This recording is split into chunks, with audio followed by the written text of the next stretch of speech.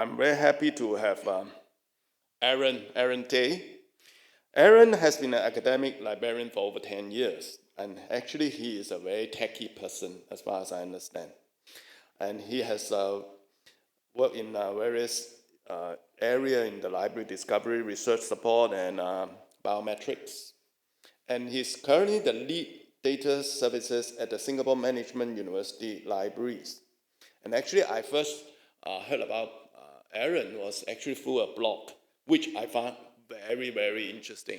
He talked about a lot of all these tools and new ideas in the library setting to discover content, to manipulate content, which I find very useful, even as a publisher.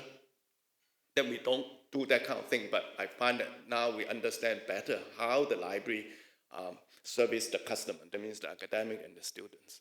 So without further ado, actually another thing I think later we will talk about, actually SMU is going to have a hackathon on Chat-GPT end of the month, which I think must be very interesting. Okay, but without further ado, let me have have Aaron to come to give his talk. Thank you.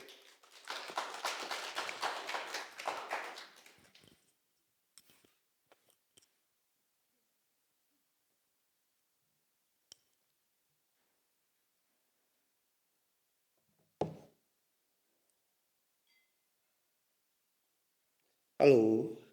I guess the first thing I want to say about the hackathon is I'm not getting very worried after Peter talked about the copyright issues. I hope he doesn't sue us for the hackathon. So, never sue students. So, my area of knowledge and interest is in search, academic search. So for this talk, I'm going to talk about some of the latest advancements that I'm seeing in academic search engines, as well as some of the things that we are doing in SMU to respond to this whole large language models movement.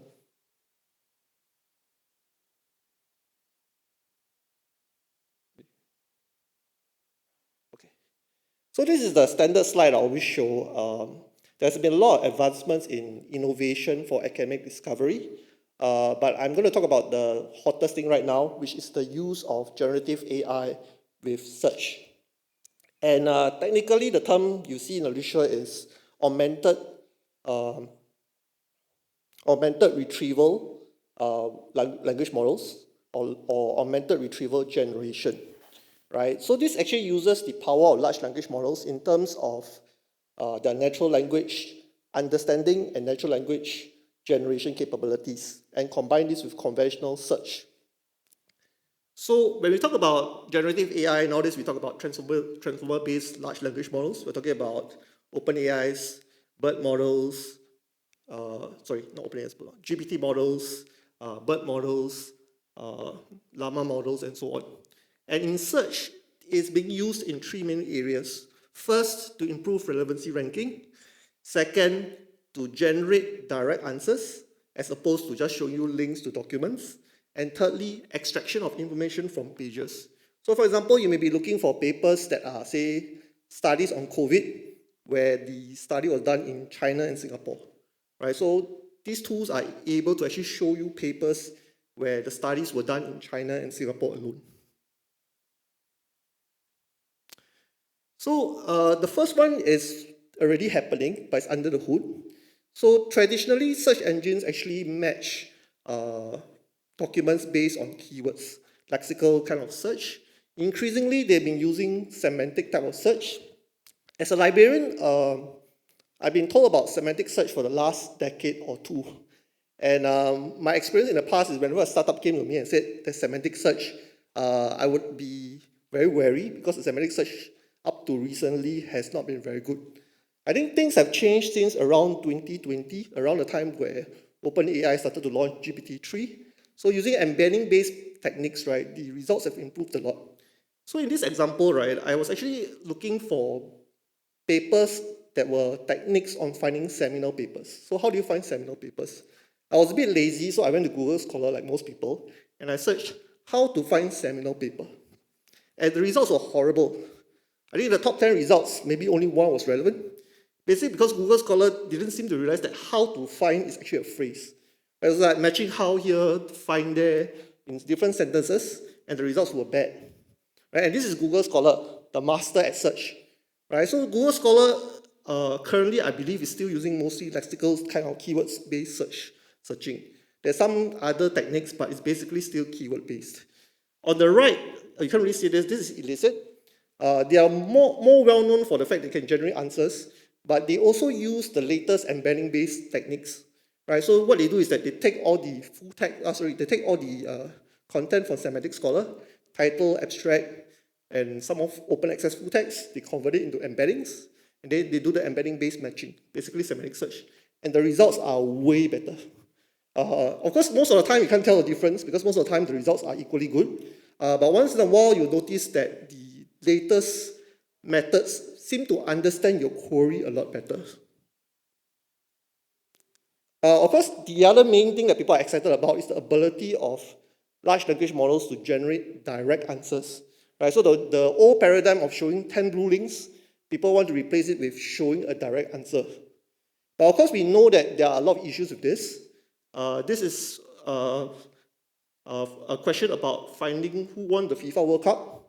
As you guys know, Chat-GPT, even GPT-4, currently cannot answer this question unaided, basically because its training data set is up to September 2021. Of course, there are other models like Claude 2 and so on, which have newer date limits. But as I think Peter has talked about, it's extremely expensive to train the pre-trained model from scratch. Right? So the lack of currency will always be a problem. Right? So no language model will be able to tell you what is the stock price of Google yesterday. The other problem that I think is even more serious is the fact that there's no way to verify answers. The current language models, they reproduce answers from their training data, but there's no way to actually tell which data sets they are using. I've read research to say that people are trying to do that, but currently all you get is some generated answer, and you have no idea which training set it was actually using to answer the question. So the solution that people have been trying, kind of obvious, is to combine them with search engines, or what we call retrieval.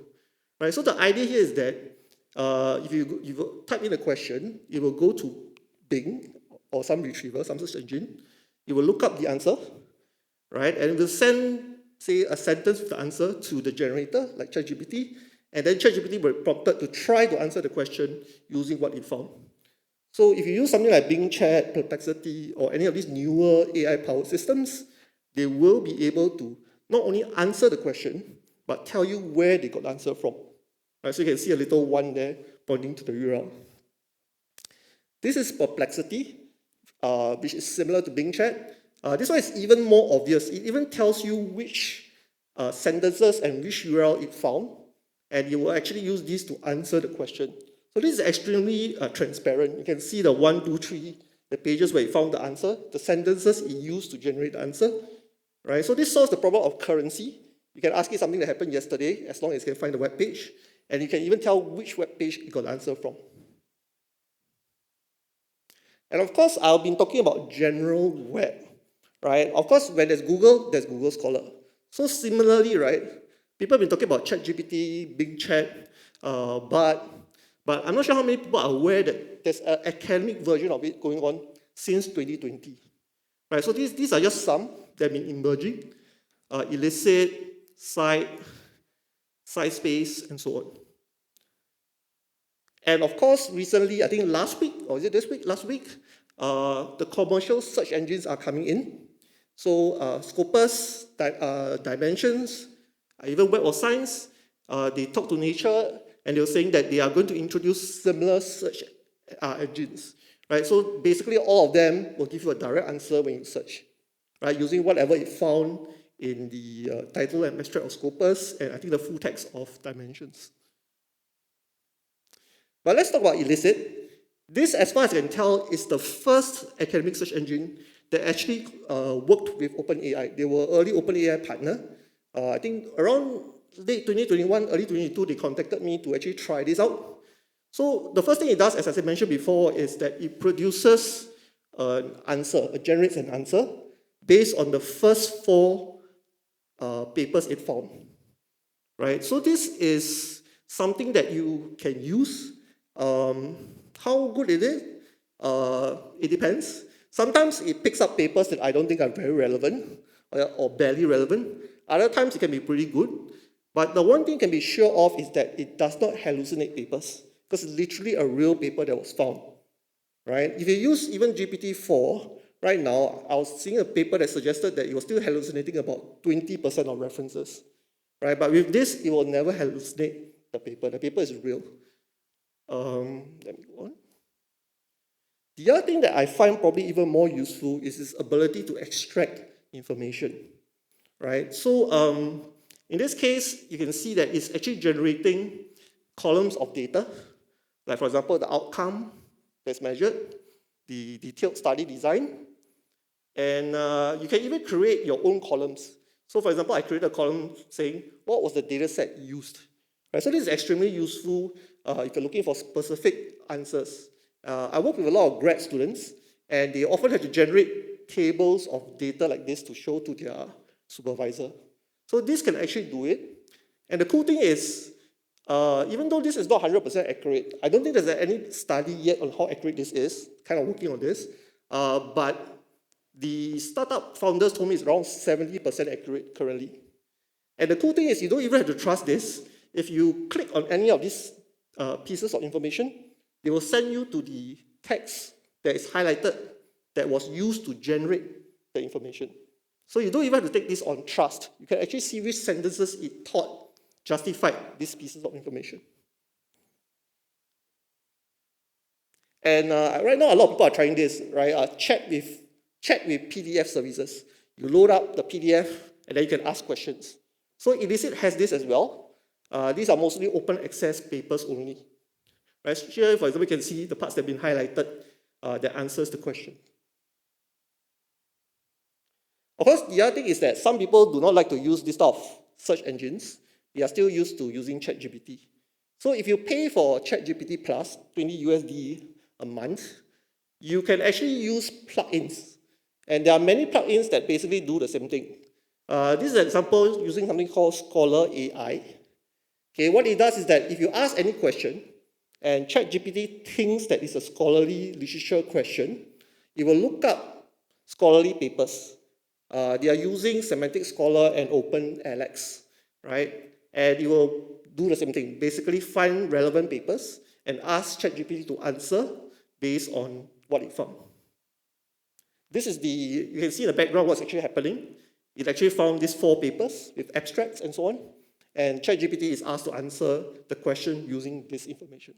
So again, it will not hallucinate. It will always come up with a real paper. This is another one, Cite AI. So Cite AI, they are more famous for doing citation sentiment analysis. That means they can tell you, is this citation a positive citation or a negative citation? More recently, they started to do this Cite Assistant, which works exactly the same way. You type in a question, it tries to generate citations based on its database, and you can mouse over each of the citations to see the sentence that was used to generate the the answer. The other thing that they have done that is kind of unique is that they allow you to control what type of citations appear. Right? So you can say you want the evidence to come from the abstracts only, from the citation statement, that means the sentence with the citations. You can say what journals you want the answers to come from. You can say the dashboard. So the dashboard is basically a list of papers. So for example, what I've done is that I've uploaded 1,000 SMU papers, the title and abstract, and then it's now trying to answer based on only SMU papers, and so on and so forth, right? We are still very early in the days of generative AI and search. In fact, this idea of using a search engine to answer questions directly is not new. As far back as 2012, Google was already answering questions like, how old is somebody? They were using Google Knowledge Graph, right? And even after that, you can sometimes even see answers generated where the answers come from a web page. So here I actually asked, how can you find book a room in SMU libraries? It actually generates an answer, a sentence that it got it from our web page. This is called the feature snippet feature. Right? So this is actually not new. It's just that this is rare. It only appears when the Google is very sure that this is the answer. Right? But of course, sorry. So this is, I won't go through the rest, but essentially there are all these little academic search engines. They are basically doing more or less what I've shown for illicit. So they are basically following the lead of illicit. And of course, Google is now trying to experiment further with generative AI. So they are now trying to generate answers in more cases. Right? So this is something that they are trying to figure out the trade-off between being helpful and being accurate. So far I've talked about these tools like they are like the solution to everything. But actually, there are a couple of issues. Firstly, they are very, very new. There isn't much research on them. I'll talk about some of the research later. But essentially, we're not sure how accurate or reliable they are. Yeah. Secondly, most of these tools are all based on open access full text. In terms of metadata, there's not so much of a problem because these days scholarly metadata is available through Crossref and various other sources. So the problem is more of full text, right? So right now these tools are basically showing full text from open access papers. So this is an early research about the impact of adding evidence, right? So the first row is about GPT 3.5. They asked it about 200 questions and it got like most of them wrong. It's about 60% accurate, right? And they even divided into why it got it wrong. So comprehension would be like, it didn't even understand the question, right? Factualness is obviously the most obvious one. It doesn't have the right fact. So if you ask it, it will tell you the wrong fact, right? Inference is more reasoning. So they altered it by giving it the evidence, that means the correct answer. So obviously once they gave it the correct answer, assuming it's the correct answer, its accuracy rate goes up to 85%, right? Which is better than even GPT-4 alone, right? But of course, this is the ideal case, right? I tell ChatGPT, this is the fact, and then it answers. Obviously, it gets it mostly right. The main problem, of course, is the search engine may not get the right evidence. This is the only paper I know so far that actually did a very, very rigorous study about these 4 AI-based search engines that generate answers. Of these 4, one of them is dead already. There are now 3. Okay? So what they did was that they actually measured the accuracy of citations in 2 ways. Okay? The main problem, of course, is that these tools, right, they will always cite real papers, but the sentence that it supports may not be correct, right? So the first thing they did is they calculated something called citation recall. They looked at all the generated statements and they checked, is there at least one citation that supports the generated sentence? And they call it citation recall. So in the first example, you can see that the 3 generated statements, each of them have at least one valid citation. Therefore, the citation recall is 3 out of 3 or 100%. The other thing they did was to look at the citations itself, right? So in the first example, there are 8 citations, but only 3 of them actually supported the sentence, right? So you get like a precision of 37.5. The abstract of the paper was very scary. It said that on average, about 50% of the generated sentences are fully supported. That means you looked at the answers, half of the sentences actually didn't have valid citations, right? On the other hand, if you looked at the citations at the citation level, only 75% were actually valid. Okay, but I think this was a bit trying to get attention because it's the average of the 4. If you look at the best ones, it's not so bad. 68% of the generated sentences are fully supported by citations, the best one, and almost 9 out of 10 of citations actually support the associated sentence. Let me talk a little bit more. So this one actually shows you how the reliability varies depending on the type of question. So you look at the bottom right. If the answer is inside the paragraph, or is answered inside the list, the accuracy rate is a lot higher, right? If it's inside a table, it's lower, right, for obvious reasons. The other problem, of course, is that sometimes, right, the question is so hard that there is no web page that has the answer, right? So there's this thing called All Souls. So All Souls is supposedly an Oxford entry exam. And it's supposed to be the hardest entry exam in the world. Right? There's no web page that usually has the answer. So for that, you can see obviously most of the sentences are not supported by valid citations, right? This one is the citation precision. So this actually measures essentially whether the citations are valid, whether they support the sentences. This one you can see that Bing Chat is almost 90%. There's a reason for that, because during the time of the study, it was the only one with GPT-4. The rest had like Chat-GPT 3.5, right?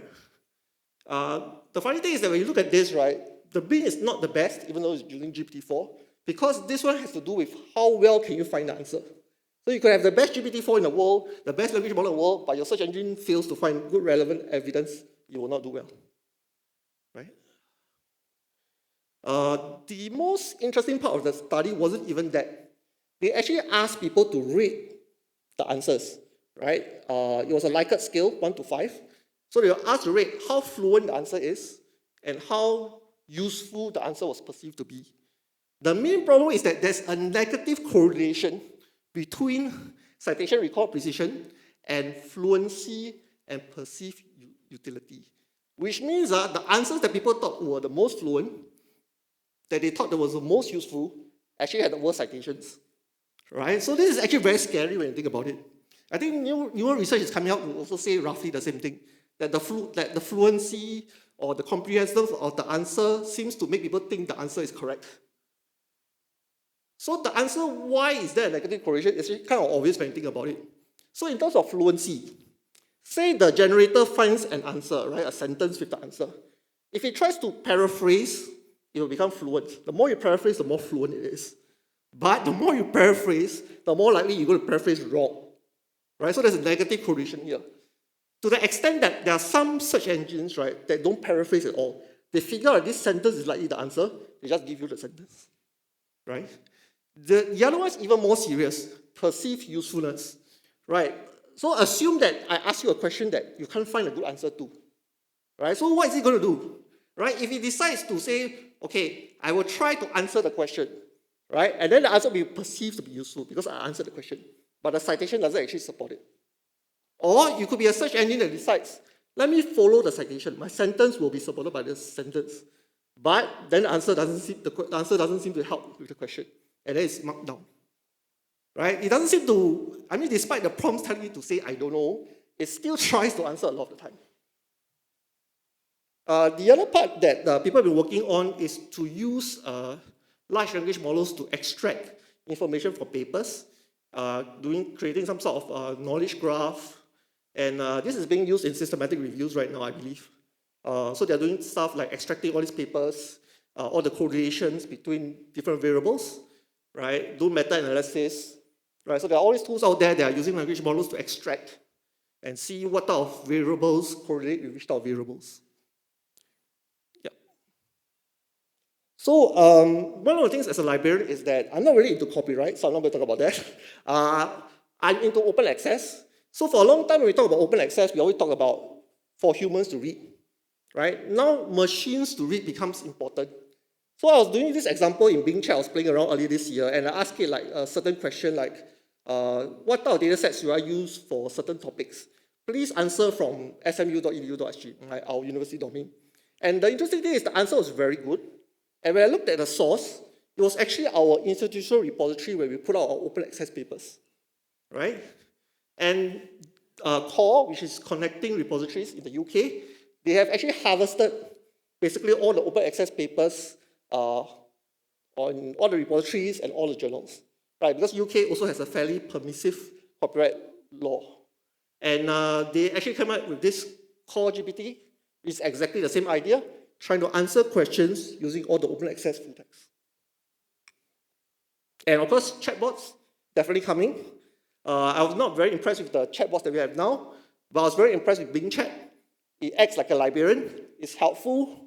The main problem right now, of course, when we had tried this was that I asked, do you have access to this book? Right before that, I was talking about I'm from SMU, blah, blah, blah. Right? It says that there is no such book. The library doesn't have it. Basically because we did not index our catalog records in Bing. If you try it in Google Bard, it does. It says you have it because it is indexed. Right? So this shows the importance of indexing your material you want people to find, even more in search engines. Right? And it's very helpful. See, even if it says that it doesn't have it, doesn't seem to have it, it will suggest ways to do it, suggest SMU libraries to buy the book, and so on and so forth. right? Yeah, when I show this to librarians, they all get very scared. Yeah. Of course, publishers have been thinking about this. So this is more of from Scholarly Kitchen. So these are mostly, I think, journal publishers. And they've been discussing about new revenue models, right? Whether to create their own language models, to cooperate, to sell, and so on. Right? And of course, the one that I'm thinking about is Google Scholar, because everybody knows they have the most amount of full text out there. Basically, their bots are allowed to index behind paywalls. So if they ever decide to use their full text to do this generative AI kind of thing, it'll be amazing. You can ask any question and it will tell you the answer in some full text forms. Of course, there are a lot of issues which Peter already talked about. So yeah, so there are a lot of implications. I can talk about it for hours. So again, as Peter mentioned, we should be aware of the weaknesses of generative AI. Students, faculty are coming to librarians asking me, how can I do this? And of course, fake news is being used to generate a lot of fake news, and the long-term effects on the use of such technology. So our writing center is very worried about this, because if the system can write as well as you can write, then people don't want to spend time learning how to write. But of course, writing helps you think. That's why I blog a lot. So the fear is that if everybody uses this sort of system to find answers, and these sort of systems are based on knowledge that's on the web, who's going to generate information for this system to learn? Right? And of course, reference work, this for librarians. As I said, very scary. I've been like shadowing it by asking some questions I get. And it's kind of amazing because it's asking so as a librarian, you get chat questions, right, online. And it can be all sorts of topics. And nobody's an expert in all areas of academia, right? But this thing can basically read any web page in like 10 seconds and pull out the answer quickly. Right, so it's a bit scary, and sometimes it's kind of ironic when I see the answer, I think great answer, then I looked at the citation. Citation is an FAQ I wrote like 5 years ago, but I forgot about it. Right, so, and of course other things are, so the whole thing about open access, right? So right now libraries are thinking about paying to make papers open access. So there are things called transformative agreements and various other things that we librarians do to make things open access. So the question is the value of open access greater now? Right? If your paper is open access, these tools can find it and cite it. So does it lead to an open access citation advantage beyond the usual? Right? Let me just end. And of course, what has SMU been doing, or SMU libraries have been doing? Of course, the first thing is to try to educate. So I've been watching this space for a while, even before Chat-GPT. I got interested around 2020 for GPT-3, when GPT-3 was launched. And basically, we do all these newsletters covering some of the things that I've talked about. And then we are getting emails, we're getting thank yous, and we are getting basically people asking me very difficult questions that I don't have the answer to yet. We have been invited to actually take part in this module about the use of AI, responsible use of AI, and the library is involved in the part of the module about thoughtful use of AI tools for learning and growth. Right? A lot of this is more of a philosophy question, but it still helps to actually know the technicals of how these tools work. And of course, as Rick mentioned, we are doing this hackathon, which is 2 weeks from now. The response is overwhelming. We actually closed because we have too many teams. And we are hoping for students to come up with ideas to improve research as well as library experience. That's all. Thank you. Thank you, Aaron. First of all, anyone any question for Aaron? Oh, please.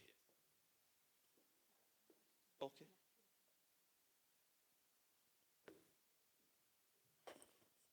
So thank you, Mr. Tay, for your presentation. It was really impressive. Regarding user education, I believe all people in this hall are aware of this problem and are striving to educate themselves. But for most users, they just want to open the box and use the tool directly. And I wonder if there's a solution that implicitly educates the users or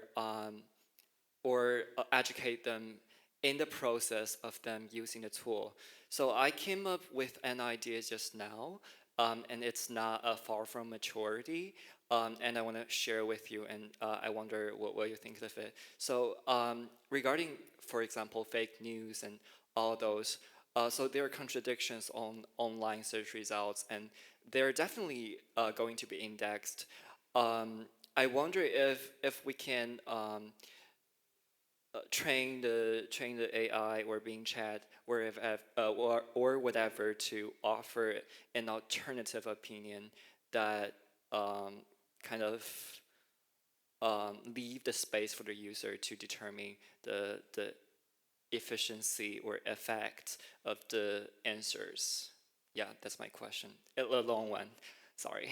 Yeah, so this is a very difficult question. Like, what is the truth, right? Even two reasonable humans might disagree on what is the truth.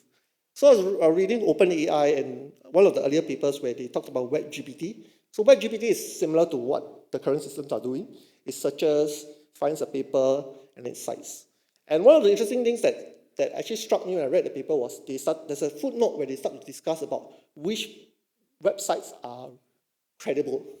And they went like, we are not qualified to decide which websites are credible. And as a librarian, I was laughing because librarians, they teach information literacy, and they're supposed to teach users on how to decide which web pages are relevant and credible. And I personally, I don't teach that, but I personally find the whole thing kind of is subjective, right? So the idea that you can train a machine to tell you which is likely to be correct or which is likely to be reasonable is kind of tricky because who decides what is credible, right? So if the US, you're Republican, you decide certain web pages are more relevant. If you're a Democrat, you decide which ones are not. So there doesn't seem to be a solution out there where one AI tells you the truth. It could be that there are multiple AIs, or you can choose to believe in this AI rather than the other AI. Yeah.